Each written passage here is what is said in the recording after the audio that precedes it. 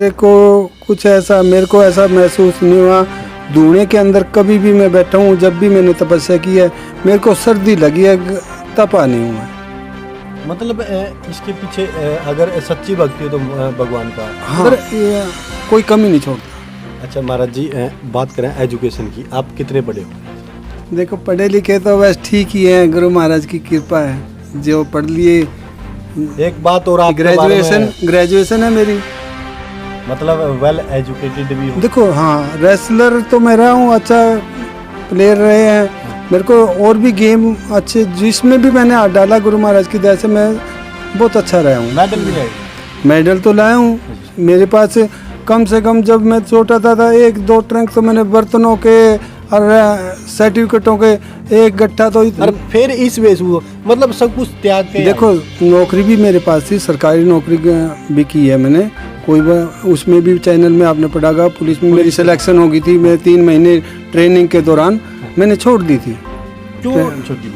ये तो मेरे भाग बहुत तेज है कि ये चोला मेरे को मिला, क्योंकि मेरे को ये चोला मिलना कोई आम बात नहीं है। मेरी लगन ही गुरु महाराज की दया से बचपन से ही संन्यास में रही है, संन्यास में रही है। तो मेरे महात्मा वहाँ आया तो उसने एक शब्द कहा मेरी माता को, माई इसको बाबा मत बढ़ने देना। तो मेरी माता बोली को क्यों? क्यों क्या? कहे देख माई तुम्हारे तो परिवार। टाइम स्टार्ट ना देखने वाले सारे भाई ने राम राम भाई। फिलहाल आप बैठे हैं भाई साहब ढेड बदौड़ गांव के अंदर, ढेड गांव में आप बैठे हैं। आपने बहुत सारे महाराज जी के साधु जी का इंटरव्यू पहले भी देखे। आज फिर एक डेरे में पे आए हाँ, महाराज जी दौरा बैठे हाँ, विराट बाबा विजयपुरी दौरा पे बैठे हाँ। इनके विचार लेवांगे। एक समाज के अंदर बुराइयां फैल रही है, उनके बारे में पूछांगे। महाराज जी के संदेश समाज ने देवे हैं वही बात, इनकी लाइफ के बारे में भी जानेंगे। अच्छा सबसे पहले नमस्कार महाराज। ओम नमो नारायण, ओम नमो नारायण। और ठीक हो महाराज जी? हाँ बिल्कुल स्वस्थ है, गुरु महाराज की कृपा है। तो पसंद करेंगे कि एक साधु की वेशभूषा में, सबसे पहले आपने साधु की वेशभूषा क्यों? देखो साधु की वेशभूषा ऐसे नहीं मिलती, साधु की वेशभूषा कर्म से मिलती है। अगर हमने कुछ पिछले जन्म में संस्कार, मेरे बुजुर्गों ने भी किया ऐसा कुछ कर्म किया जिनकी वजह से प्रभु ने हमारे को ये वेशभूषा दी है। क्योंकि वेशभूषा तो आम आदमी का लेना नहीं है, कोई पीछे तपस्या की होगी। मेरे बुजुर्गों ने भी, मैं तो देखता था मेरे दादाजी थे, उनको सुनता नहीं था, वो 24 घंटे माला जपते रहते थे। आज जब मैं आरती पूजा या भजन करता हूँ तो उनकी मूर्ति मेरे सामने आ जाती है। हाँ, क्योंकि उनका कर्म मेरे को लगता है कि मेरे को उनका कर्म का फल मेरे को भी मिल रहा है। मेरे पिताजी थे वो भजन करते थे, उनके भी कर्म का मेरे को फल मिला, तो मेरे को भगवान ने ऐसी स्थिति में डाल दिया कि प्रभु के लीनता में रह गई। एक बात महाराज जी, एक इसमें सुनने में जो बुजुर्ग कहेगी वो भी कि एक साधु की वेशभूषा पे धारण करा तो ये एक भगवान के इंसान के बीच की कड़ी हुआ है।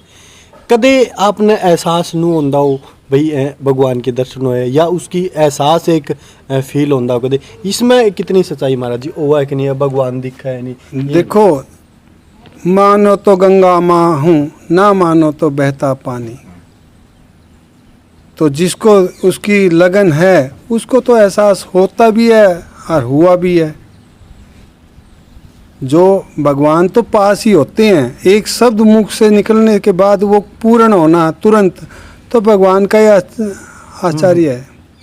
तो कोई शब्द का और तुरंत मेरा पूरा हो गया, मेरे पास तो कोई क्या सकती है? मैं तो माटी का पुतला हूँ, भगवान ने भेजा है, उसी के अंदर भगवान स्थित है। तो परमात्मा तो मिलता है, उसके आस ही पास होता है, हर इंसान में है परमात्मा, लेकिन पहचानने की जरूरत पड़ती है इंसान को। उसके लिए भजन तपस्या यही लगन है।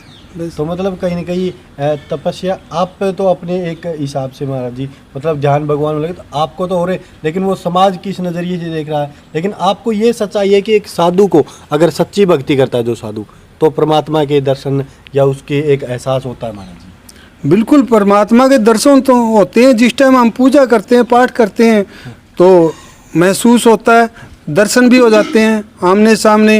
वो फिर जैसे एक परमात्मा इंसान के रूप में जैसे खड़ा हो, उसकी तो लगन हमारे को है कि भाई तू आमने सामने की बात कर, लेकिन ऐसे तो किसी किसी की प्रतिमा में तो दिखता रहता ही है।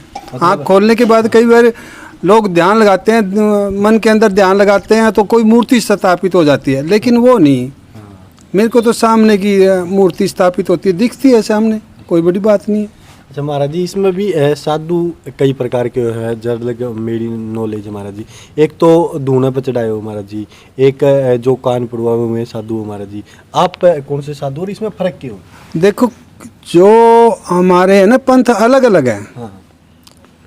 तो हम सन्यासी हैं, जो कान पड़वाते हैं वो नाथ हैं।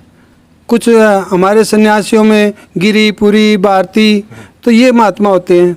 फिर दासी हैं, वो भी महात्मा हैं। तो इन नाथों में कान पड़वा लेते हैं, हमारे में जनेऊ धारण कर लेते हैं।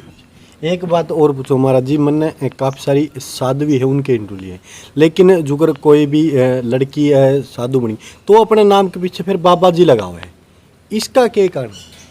देखो, बाबा जी तो सभी हम भी हैं, बाबा जी लगाते हैं। बाबा जी। हाँ, तो साधु को तो बाबा जी कहते हैं ज़्यादा। तो फिर मेहनत तो या वो तो आगे गद्दी मिल जाती है तो फिर मेहनत बन जाती है। हाँ, जब तक है तो साधु है तो बाबा ही है, बाबा जी जा रहे हैं बस। हाँ महाराज जी, आप तपस्या भी करी है, किस चीज़ की किस चीज़ की तपस्या करी है? दूने में भी तपे हो, जल की भी तपस्या करी, कौन सी तपस्या? देखो, मैंने जल धारा की है। मैंने तो क्या किया, बस शरीर तो मेरा ही है, लेकिन मेरा भी नहीं है शरीर। तो गुरु महाराज की दया से जल धारा किया है, पंच धूने की तपस्या की है, मौन धारण किया है। और आगे भी देखो गुरु महाराज कैसी तपस्या कराता है। मेरे को तो कठोर से कठोर तपस्या करने का इरादा है। महाराज जी, एक क्वेश्चन करना चाहूँगा। हमें कोई भी नॉर्मल इंसान अग्नि के दौर जावे तो पीड़ा महसूस हुआ है, आप धूना के बीच में तप हो जब वो एहसास हुआ, पीड़ा हुआ है नहीं हुआ कि? देखो, गुरु महाराज पता नहीं, तो मेरे को ऐसा महसूस नहीं हुआ। धूने के अंदर कभी भी मैं बैठा हूँ, जब भी मैंने तपस्या की है, मेरे को सर्दी लगी है, तपा नहीं हुआ है। मतलब इसके पीछे अगर सच्ची भक्ति हो तो भगवान का। हाँ, क्योंकि मैं जलधारा की है। जलधारा में मेरे ऊपर एकदम बहुत सर्दी है, जैसे जल ठंडा है, लेकिन उसके बावजूद भी मेरे को ऐसा लग रहा है तेरे कांचों में से गर्म पानी कहाँ से ऊपर गिर रहा है, पर सारी रात के गड्ढे हैं। तो वो तो प्रभु की शक्ति है वास्तव में। जो लोग जो नहीं मानते ना, उनको को तो क्या मिलेगा, जो मानते हैं उनको पता कि वास्तव में परमात्मा एक शक्ति है। ये ऊर्जा इतनी देता है कि इंसान के अंदर कोई कमी नहीं छोड़ता। अच्छा महाराज जी, बात करें एजुकेशन की, आप कितने पढ़े हो महाराज जी? देखो, पढ़े लिखे तो बस ठीक ही है, गुरु महाराज की कृपा है, जो पढ़ लिए। एक बात और, आप ग्रेजुएशन है मेरी। मतलब वेल एजुकेटेड भी हो महाराज जी। हाँ, मतलब एक आप समाज के तौर तभी देखा वेल एजुकेटेड वाह नॉलेज भी। अरे तो यो चोड़ा आपने दान के परमात्मा में ध्यान है तो कहीं ना कहीं गल है, वाह नॉलेज भी है या वेशभूषा तो वैसे मेरे को जो गुरु महाराज की कृपा से, जैसे कहते थे ना भगवान कृष्ण को 16 कला पास है। हाँ। तो मेरे को भी गुरु महाराज ने 16 कला पास कर ही रखा है। ये तो मैं मानता हूँ, उसी की कृपा है। एक बात और महाराज जी सुनने मिली थी आपके बारे में, जानकारी ली आसपास के लोगों कि आप रेसलिंग में भी। हाँ, मैं रेसलर रहा हूँ। हाँ। देखो, उसने तो पहले चैनल में अंतर्राष्ट्रीय लिख दिया था, मैं नेशनल अपने देश में खेला हूँ। हाँ। तो कोई बात नहीं, चैनल के थ्रू उसने बेचारे ने उसको जैसा, लेकिन हाँ, आप अगर यो नहीं करते तो उसके आप रेसलर तो देखो, हाँ रेसलर तो मैं रहा हूँ, अच्छा प्लेयर रहे हैं। हाँ। मेरे को और भी गेम अच्छे जिसमें भी मैंने हाथ डाला गुरु महाराज की दया से मैं बहुत अच्छा रहा हूँ। मेडल भी आए? मेडल तो लाया हूँ।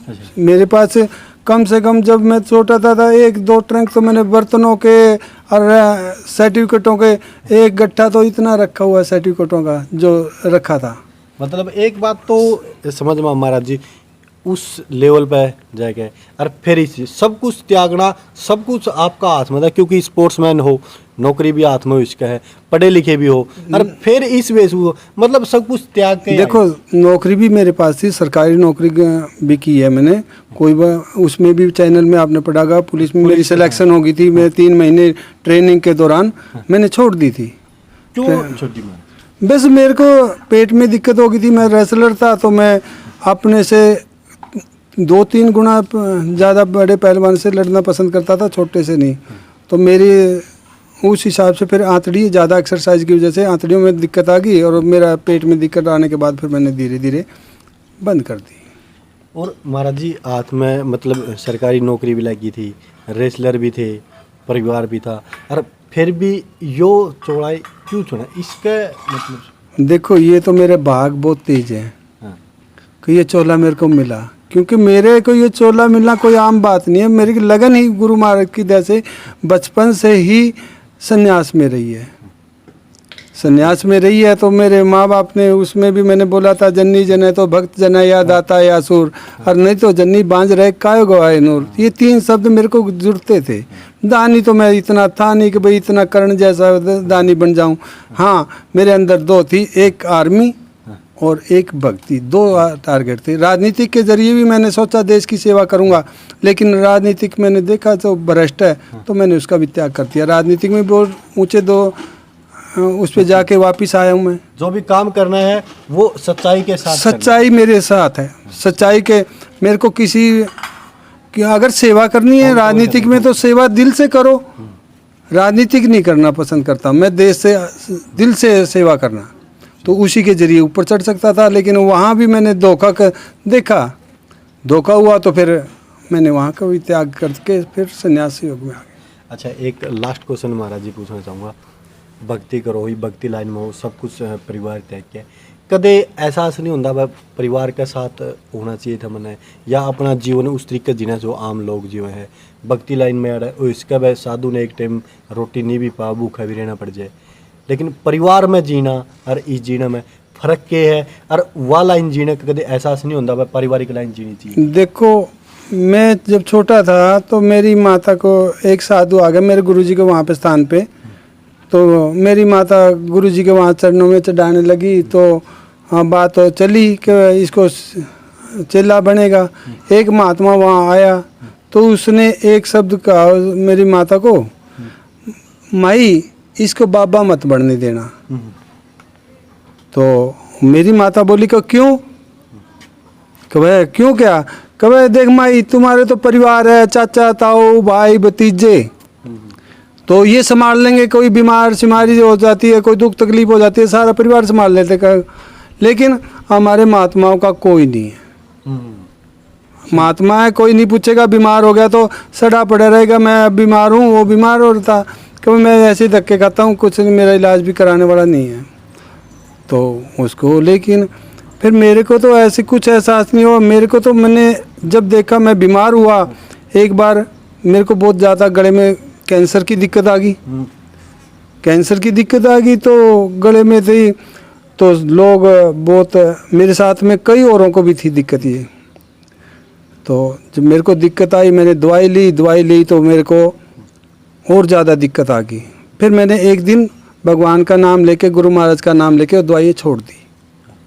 मैं क्या, जब गुरु महाराज ने जो चीज़ लिखी है वही होगा, मेरे को ठीक करने वाला जब परमात्मा है तो उसने ठीक करना है, तो मैं दवाई क्यों खाऊं?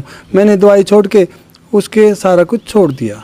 मेरे को गुरु महाराज ने, मैं अपने मन से कह भाई ये खा ले, मन से कभी कुछ खा लेता और वही मेरे को काम करने लगी। मैं अपने जड़ी बूटियाँ पाड़ता और खा लेता। कुछ मेरे को ज्ञान भी था, गुरु महाराज दवाइयों का काम करते थे, और गुरु महाराज ने मेरे को ठीक कर दिया।